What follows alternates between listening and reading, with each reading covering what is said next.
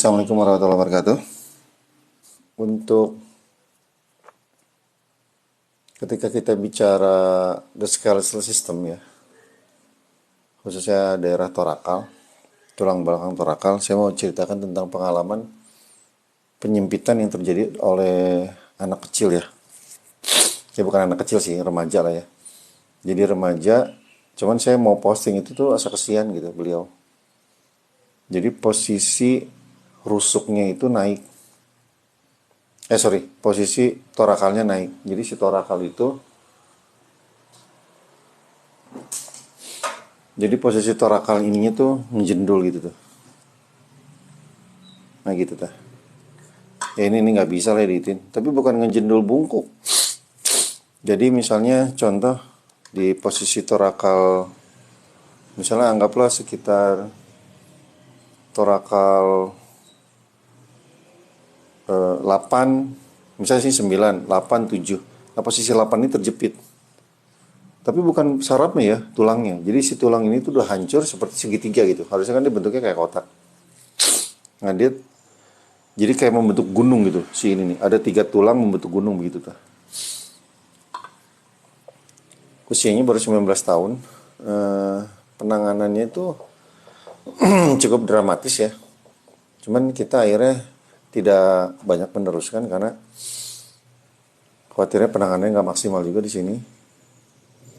Jadi kalau menurut Rongsen itu tulang yang di tengah-tengah yang terjepit itu posisinya udah kayak segitiga. Jadi segitiga tuh ya udah hancur aja. Jadi kan harusnya kotak.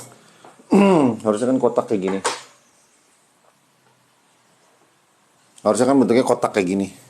Tapi posisinya ini udah hancur nih. Yang torakal itu udah kayak segitiga lah gitu ya. Nah, itu yang posisinya kayak sudah merapat gitu, sudah menyatu. Bukan kayaknya emang menyatu ya. Untuk hal-hal seperti itu kita tidak ingin memberikan banyak banyak apa ya banyak harapan gitu loh. Jadi khawatirnya berharap banyak dengan rehabilitasi karena sebenarnya itu terjadi udah lama ya. Jadi si anak itu pernah terbentur benteng atau pernah terbentur tembok lah gitu. Nah, terbentur tembok posisi ininya di torakalnya, kemudian terjadi kerusakan lah ya. Tapi terbenturnya mungkin kapan, tapi terjadi kerusakannya nggak langsung lah ya. Dia hancur, keropok gitu, lama-lama keropok. Nah, ada faktor lain yang kita sebut sebagai faktor eh, penambah. Jadi penambah, dia tuh suka lompat dari, misalnya dia turun tangga tuh, pas tangga ketiga dia lompat ke lantai kan udah mulai deket tuh. Nah, bukan lompatnya menyebabkan ini jadi menumpuk. Orang-orang parkur juga melakukannya kan. Lompat-lompat. Cuma udah ada kelemahan. Jadi kelemahan itu ter tertrigger terus setiap hari. Akhirnya menumpuk lah masalahnya. Pak, aku sekali kira-kira ada harapan sembuh gak ya? Mau diseriusin. Tapi nggak sakit. Assalamualaikum, namanya di mana ya Kang? Alamatnya di Rehabilitasia Parasitologi nomor 20 Kang Usman. Parasitologi nomor 20 Cigadung, Bandung.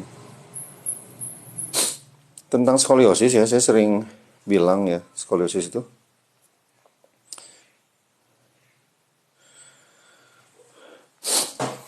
faktor-faktor mempengaruhi kesembuhan skoliosis satu, yang paling pertama tuh kurvanya. Kalau kurvanya parah ya rada berat ya. Jadi kalau kurvanya 10 di bawah 10 ya mungkin masih ada harapan ya. 20 juga tergantung pembentukan ototnya lagi, tergantung kondisi dari si tulang belakangnya. Nah, kedua selain kurva, ya misalnya kurva skoliosis ya. Kalau kurvanya di atas 40, ya otomatis berat gitu. Kedua usia. Jadi kalau usianya misalnya kena yang sekarang ya, ada ibu-ibu namanya Bu Rina ya, saya ingat tuh. Datang tahun 2021. Beliau itu udah tingkatan parah. Sekitar 55 derajat, bukan 50 derajat. 40 derajat Usianya 55 loh ya. 40 derajat usia 55. Dari kapan itu sakitnya? Ya udah lama. Ayo nomor HP-nya Kang. Ada 0812 1023 6303. Masuk aja ke akun Kang. Nanti di sana ada link tree, ada 3 nomor. Nomor yang paling atas dipakai. Saya mau ngomong apa itu? Nah, jadi satu kurva, kedua usia. Kurva usia ini mempengaruhi. Karena kalau dia usia, dia masih punya punya apa ya? Opportunity lah gitu. Apalagi kalau usia-usianya masih di bawah 25 gitu, 30. Nah, kalau usia-usia di atas 30, 40 nih yang perjuangannya rada berat ya. Terus kedua eh kedua tadi, ketiga ini. Ketiga tuh kegigihan. Kegigihan tuh lebih ke arah personal personal apa ya? Personal goalnya lah ya, kepada mentalitinya. Jadi jangan fokus ke arah penyembuhannya dalam arti tulang lurus, apalagi kurvanya 20, 30, 20 masih ini lah, 30, 40. Saya tuh sering sampaikan kayak gitu, karena banyak teman-teman yang pengen fokus tuh fokusnya, Kang Rani, kalau sebentar Kang Rani. Jadi fokusnya tuh pengen ngelurusin tulang. Ya memang benar sih, cuman untuk ke arah sana tuh yang saya ngomong faktor ketiga tadi. Kalau mau ngurusin tulang, kegigihan tadi. Kegigihan, ketabahan, kesabaran, konsistensi, kemauan yang kuat, tekad yang kuat gitu.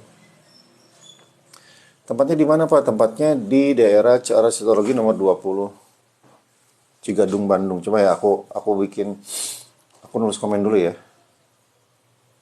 Parasitologi 20, Cigadung, Bandung. Nah, itu dia. Itu ya teman-teman yang nanya alamatnya ya. Ini, Kang leher kaku gimana Kang? Mas leher suka pegal kalau bawa motor. Itu sama ya pertanyaannya Max sama Kang Radi 9. Leher hanyalah salah satu ekspresi dari ketegangan tulang belakang. Karena leher juga bagian dari tulang belakang. Leher, pinggang gitu.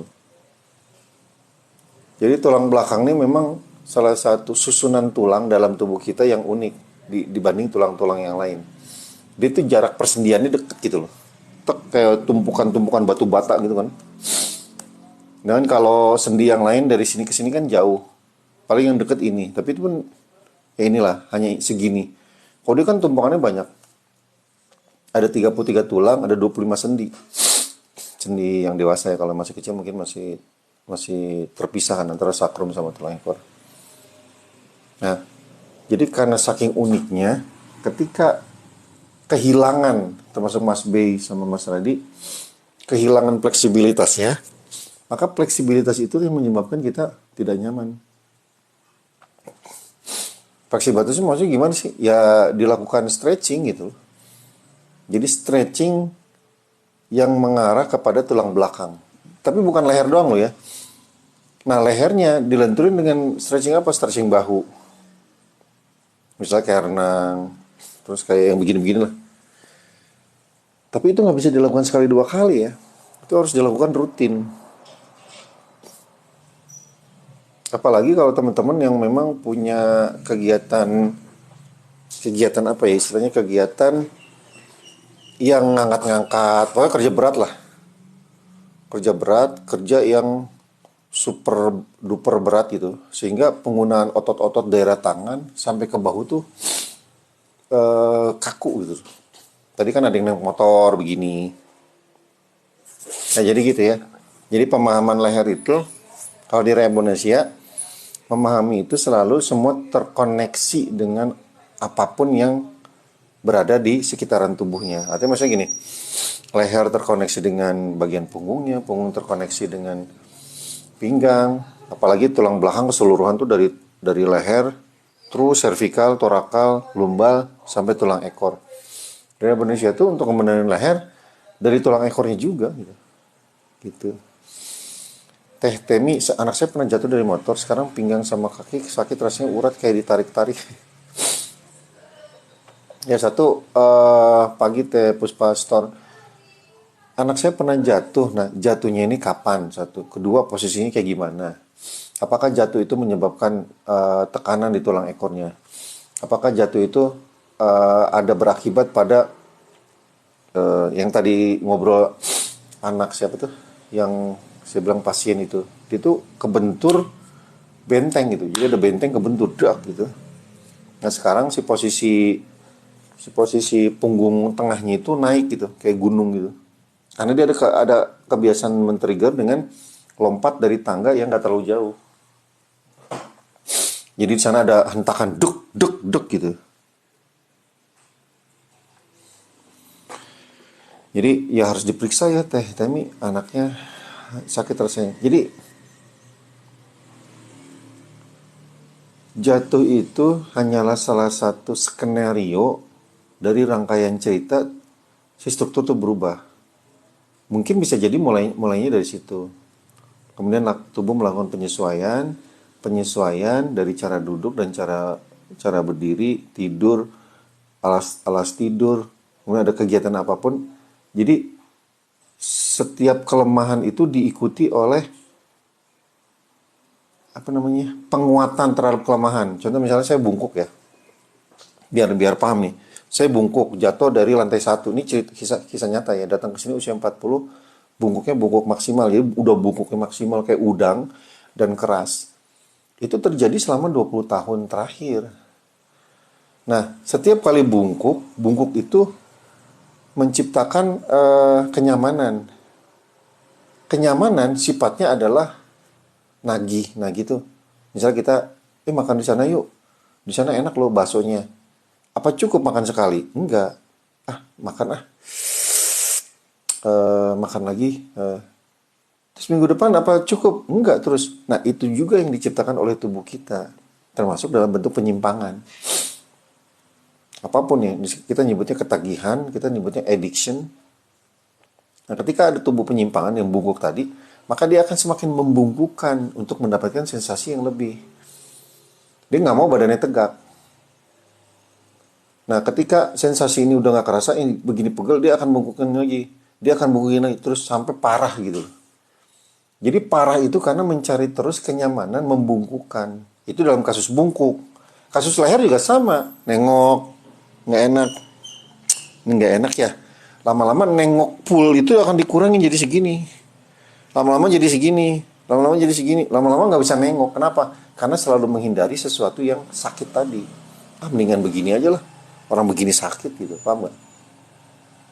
Jadi penciptaan terhadap kekakuan tubuh kita itu skenario-nya itu dari tubuh untuk melakukan untuk memberi kenyamanan. Kita tuh orang yang selalu approaching pleasure, avoid pain, mendekati sesuatu yang menyenangkan kita, menjauhi hal-hal yang menyebabkan kita sakit. Tapi dalam ranah atau dalam kaidah, pokoknya mau benar nggak benar kita melakukan seperti itu gitu. Ya mencari kesenangan, menghindari sakit lah gitu.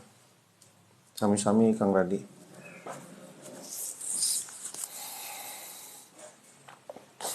Jadi tidak ada pemburukan situasi kalau situasinya itu dibabat dari awal lah gitu.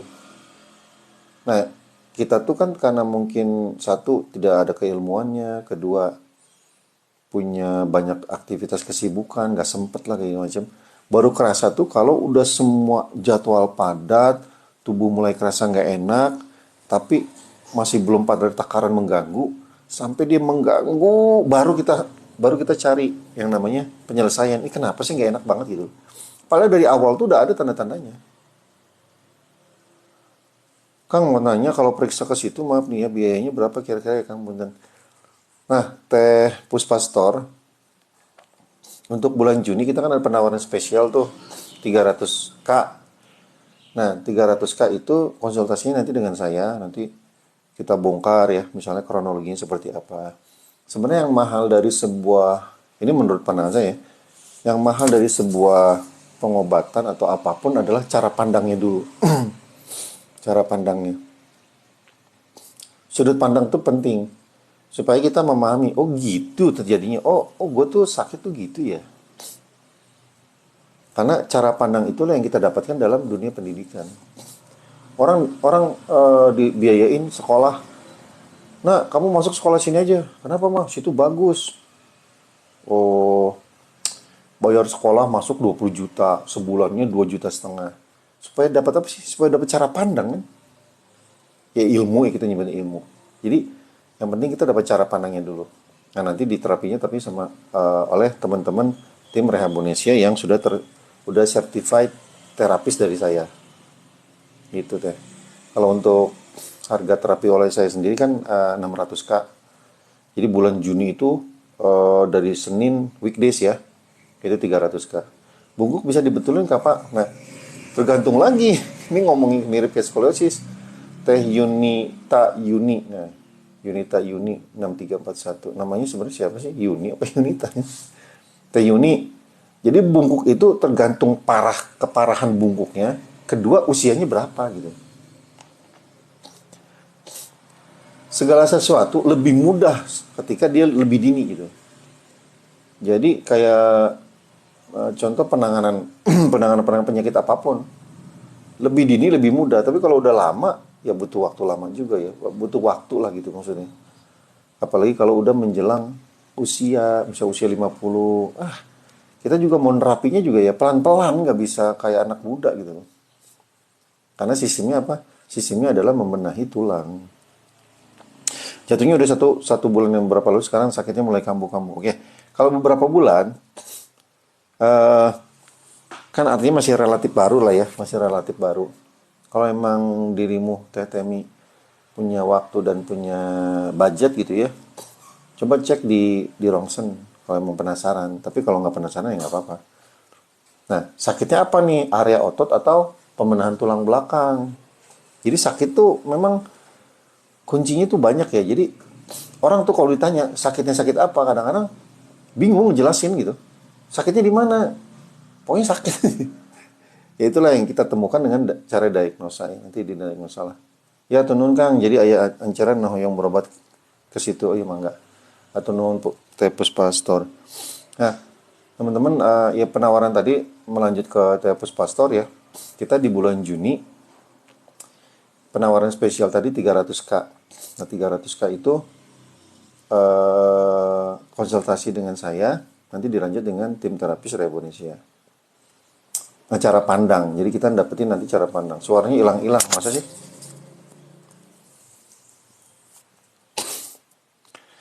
Suara hilang-hilang ya.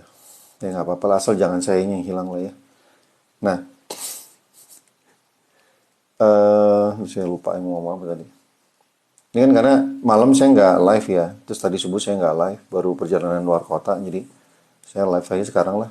Ya, saya sih tadi berharap like nonton yang hiji, ngan dua, mau dua, tiga saya tetap live, nggak masalah. Tuh kan ngomong naon ini lupa deh. Nah, tersambung dengan tadi dengan pemaparan saya awal-awal mengenai ada anak yang kecelakaan terbentur benteng tadi. Terus ada yang misalnya jatuh ditarik sama temennya bangkunya. Terus ada yang jatuh dari motor. Terus ada yang jatuh dari toren. Kecelakaan itu cedera mendominasi, kalau benang merahnya saya ambil ya, Waalaikumsalam Kang Vimura pas bilang, mendominasi banyak keluhan yang datang ke Rebonesia. Tapi apakah semua orang kecelakaan kayak gitu? Belum tentu juga gitu ya. Cuman dia jadi cedera perubahan sendi, tulang itu kan tersambungnya dengan sendi-sendi ya, kecuali patah ya. Kalau patah memang belum bisa ditangani demensia. Ketika terjadi kecelakaan, maka persambungan sendinya itu bergeser gitu. Ya kita nyebutnya dislokasi. Bahasa sederhana yang kita sering dengar ada keseleo. Semua sendi punya potensi keseleo, termasuk di tulang belakang. Kita nyebutnya saraf kejepit, tapi sebenarnya itu aslinya keseleo gitu. Jadi keseleo tulang belakang, cuman kan nggak keren ya keseleo tulang belakang. Jadi keseleo adalah peristiwa terjadinya entah perputaran menuju ke depan, menuju ke belakang, pergeseran, menjauh atau merapat. Jadi posisinya itu dia bergeser gitu. Entah mau bergeser ke depan, ke belakang, ke samping, merapat atau menjauh. Karena kondisi persendian itu tidak boleh pada posisi yang tidak netral. Gitu. Jadi netral atau tidak netral, masalah atau tidak masalah itu nanti ditimbulkan oleh yang disebut rasa sakit tadi. Jadi rasa sakit itu sebagai sinyal yang dikirimkan bahwa persendian ini nggak enak. Misalnya di engkel nggak enak jalan, misalnya di lutut nggak bisa posisi duduk berdiri, di bonggol nanti rasa pegel daerah itu, leher nggak bisa nengok. Jadi persendian itu menguasai fleksibilitas kita, jangkauan gerakannya gitu. Nah jangkauan gerakan itu bermasalah. Muskuloskeletal. Nah di disiplin keilmuan ini ada yang membawanya ke level yang lebih tinggi lagi. Jadi misalnya mengganggu pembuluh darah, mengganggu organ-organ. Di Indonesia ketika pengerjaan kayak gitu, banyak memang yang terkait dengan organ-organ di dalam. Contoh misalnya ada orang yang pembenahan tulang belakangnya dilenturin, napasnya jadi lebih nyaman. Napas lebih nyaman itu karena bagian dari kelenturan tulang belakangnya itu nyambung ke rusuknya, rusuk bagian dari kelenturan untuk bernapas. Kalau suka sakit tumit kaki kalau lama berdiri kan kenapa ya? Ya karena lama berdirinya. Coba berdirinya nggak lama deh, Puspa. Kalau berdirinya nggak lama nggak sakit. Oke, ini jawaban seriusnya gini. Kalau lama berdiri, lamanya berapa lama? Apakah lama berdiri apa sih bahasanya itu? Senormal orang-orang berdiri. Misalnya orang berdiri gini. Saya bersama ibu-ibu berdiri misalnya di acara apa gitu. Acara apa biasanya yang berdiri? Arisan duduk ya, pokoknya berdiri lah ya. Misalnya upacara. Orang lain mah nggak pegel, kita pegel gitu loh. Ya masak misalnya. Misalnya ada orang masak gitu, ibu-ibu sejam biasa aja. Kita baru 30 menit bermasalah gitu. Jadi ketika pada umumnya orang nggak masalah, kita bermasalah secara fisik ya, berarti memang ada kelemahan gitu. Jadi cara menakarnya seperti itu. Orang mah upacara 2 jam nggak nyeri cangkeng, nggak sakit pinggang, kita mah 10 menit nyeri cangkeng gitu, apa 30 menit nyeri cangkeng. Berarti kita ada masalah kelenturannya. Ya pokoknya intinya ada masalah lah ya. Memvalidasinya seperti itu. Nah, kalau dalam pengamatan dan hasil pembelajaran saya, yaitu, jadi kalau saya ngeliat, oh berdiri sakit, oke, kita cek tulang belakangnya gimana, oh lututnya gimana, sendi lututnya, sendi ankle-nya, hip joint-nya atau bonggolnya, karena semua itu terkait dari ketidaksimetrisan dan ketidaknetralan tadi. Ya, kalau ada masalah di persendian itu, di area persendian itu, ya kita nggak bisa berdiri kokoh lama gitu loh. Jadi berdiri kokoh lama tuh karena kita punya kemampuan yang pas gitu loh berdiri. Nah, disable, ketidakmampuan itu menurun. Ketidakmampuan itu menurun, bukan tidak bisa berdiri ya. Menurun karena persendiannya ada yang bermasalah. Jadi harus dicek deh persendiannya. Jadi awal mula orang kadang-kadang sakit pinggang tuh ketika lututnya sakit. Bisa jadi memang pinggangnya bermasalah. Tapi ketika dia lutut sakit, makin nahan ke pinggangnya. Makanya nggak bisa pembenahan sakit pinggang tuh hanya fokus ke pinggang aja. Emangnya kita muterin badan, jalan, segala macam, emang pakai pinggang doang kan? Enggak. Kan pinggangnya dipakai, lututnya dipakai, ankle-nya dipakai. Oke. Make sense nggak?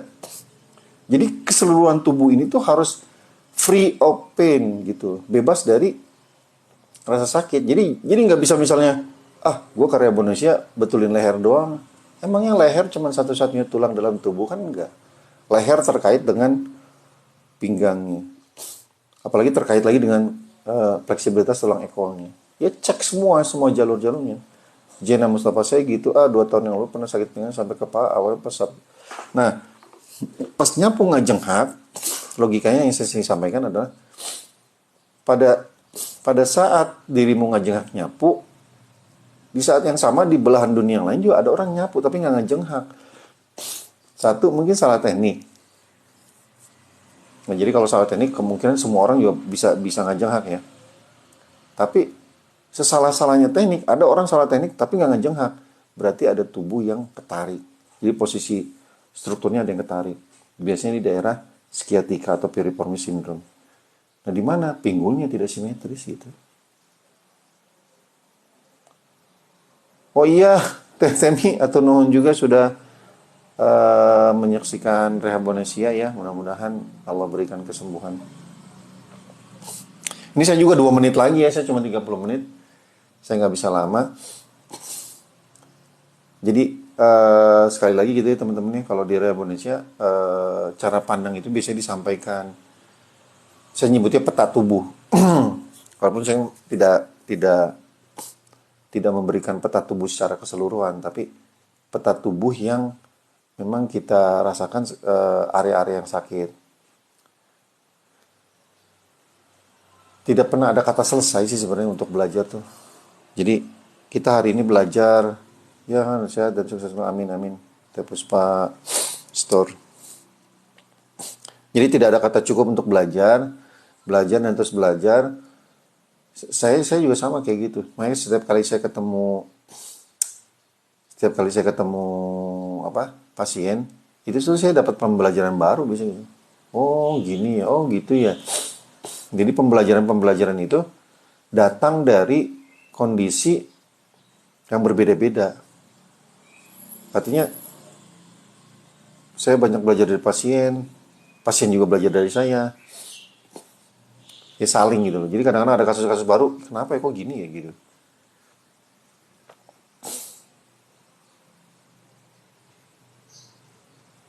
Saya cedera di tulang belakang mana operasi di endoskopi tapi sekarang.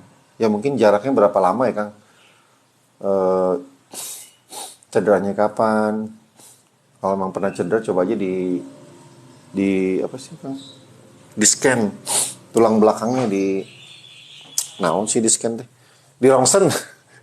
Iya Kang, di rongsen nanti biar tahu gitu loh perkembangannya setelah di endoskopi harus seperti apa, kenapa sekarang sakit lagi. Ya pernah di MRI ya. Itu. Kang kalau sakit pundak terus naik ke kepala sering sakit bisa juga. Kang Awoks, nah, bisa insya Allah Kang Awong 83. Sakit pundak naik ke kepala wajar karena saling berdekatan. Kang saya pernah HNP di leher sakitnya sampai ke kepala karena leher, telinga, kepala area yang berdekatan. Kalau di film-film ada bom meledak.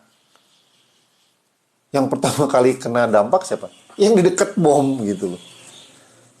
Masa ada bom meledak terus yang kena jarak 1 kilo dari situ ya, kecuali bomnya bom TNT atau jarak 10 kan enggak. Yang kena pecahan kacanya, yang kena pecahan kan sesuatu yang dekat dengan area bom itu. Jadi kalau sakitnya di pundak ya wajar sakit lehernya. Tapi kalau sakit area pundak kok nggak enak paha ya, kejauhan tuh. Walaupun memang kalau bisa ditelusuri bisa juga. Tapi kejauhan kalau sakit pundak jadi sakit paha. Tapi kalau sakit pundak, ketarik area leher, nggak nyaman kepala, dan emang begitu polanya. Makanya di Rehabilitasia sakit kepala itu bukan sakit. Sakit kepala itu adalah indikator ketegangan otot daerah bahu dan leher. Itu yang kita sebut sakit kepala. Ada benjolan lagi Kang yang dulu dioperasi, si Amy muncul lagi. Nah ini benjolannya apa nih? Apa tumor jinak? Apa yang dimaksud benjolan adalah kerapatan bantalan? Nah gitu, saya nggak bisa komentar banyak Kang Vimura. Ya teman-teman gitu ya, untuk sementara saya undur diri. Terima kasih sudah memberikan banyak perhatian. Oh lumbal, mungkin ada kerapatan Kang Vimura. Teas pisan pundak teh. Nya komo teas pisan Kang Awong. Kalau teas pisan ya pasti pegal tuh. Karena di daerah leher mah kudu lentur. Kumawe orang misalnya punya jantung telentur. kieu jantung teh kaku, napas teh teu nyaman. Dia kerapatan kan, Pimura, kerapatan. Kerapatan tuh kata kuncinya apa? Kalau rapat harus diapain? Ya longgarin. Kalau tertutup, buka. Kalau jauh dekatkan, kalau dekat jauhkan. Kalau terlalu ke kiri, ya bawa ke kanan. Kalau terlalu ke kanan, bawa ke kiri gitu aja. Itu prinsip-prinsip mekanik yang sederhana gitu. Nah tinggal tergantung kita tekniknya seperti apa gitu. Nomor telepon, alamat tadi kan saya kan udah di komen pertama ya. Atau langsung masuk ke ini aja Kang ya. Masuk ke akun kita.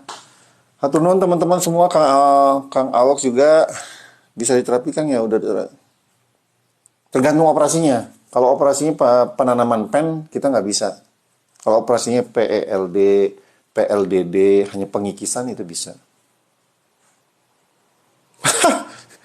Kejauhan Kang SND Pekanbaru mah entong ka dieu lah Kang. Kejauhan. Oh kalau nggak ada pen bisa. Hatur nuhun ya sadayana, bukannya tidak ingin berlama-lama tapi target saya cuma 30 menit. Mudah-mudahan nanti kita bisa bertemu lagi. Kang Awo cek profil bio tuh. Teh Lukmiati. Teh Lukmiati ini seorang ibu 2 anak. Tinggal di Bandung. Tinggalnya di Parasitologi nomor 20. Teman-teman hatur nuhun pisan ya. Semoga Allah lancarkan aktivitas kita hari ini.